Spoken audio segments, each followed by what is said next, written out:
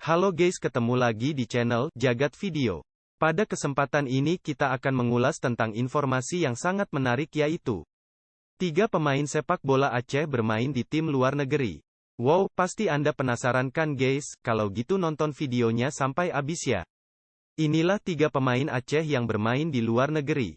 Yang pertama yaitu, Huwailid Mustafa, cowok ganteng satu ini adalah anak muda kelahiran tahun 2000 di Sigli Kabupaten Pidi Aceh, dia memiliki nama lengkap Huwailid Mustafa Ibrahim.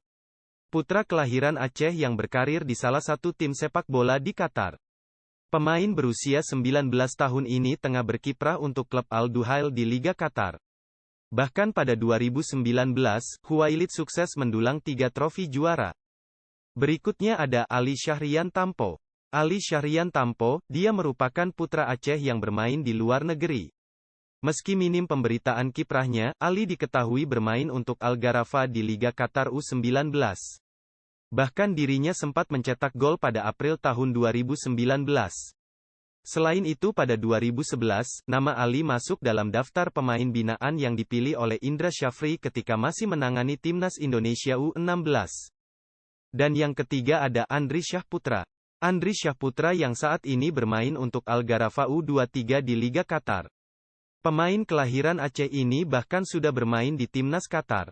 Perkembangan Andri Syahputra bahkan bisa dibilang cukup menanjak, terlebih dirinya sudah menjadi pemain andalan meski masih di tim U23.